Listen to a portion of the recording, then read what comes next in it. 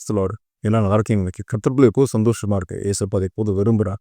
இன்னைக்கு கூட ஏசப்பா சொல்ற ஒரு வார்த்தைன்னா, சுத்தமான இருதயத்தை எங்களுக்கு தாரும். ஆமே. நிறைய நேரம் நம்ம அவர்கிட்ட நிறைய விஷயங்களை கேட்குறோம்.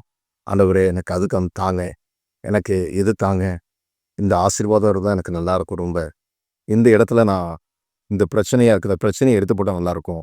ஸோ நிறைய இது ஆண்டவர் சமூகத்தில் கேட்குறோம், ஏசப்பாட்ட கேட்குறோம். ஆனால் இன்னைக்கு ஒரு ஆலோசனை சொல்கிறாங்க, சுத்தமான இருதயத்தை என்னிடத்தில் கேள். ஆமேன். நிலைவரமான ஆவி எனக்கு தாங்க. ஆமேன்.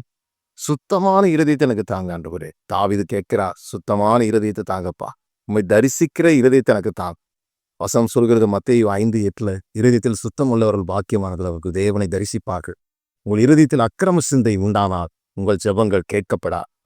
தாவீதுக்கு நல்லா தெரியும், இருதயம் சுத்தமா இருந்தாதான் ஏசப்பா ஜெபத்தை கேட்பாங்க. உங்கள் இருதயம் சுத்தமா இருக்குதான் இன்னைக்கு யோசிச்சு. உங்கள் இருதயம் எப்படிப்பட்டதா இருக்கிறது? வசனம் சொல்லுகிறது, எதிர்த்துதான் பொல்லாத சிந்தனைகள் எழும்ப ஆரம்பிக்கு. அதனால ஏசப்பட கேளுங்க, சுத்தமான இருதயத்துக்கு ஆண்டவர் அதன்படி தருவாராக. கால்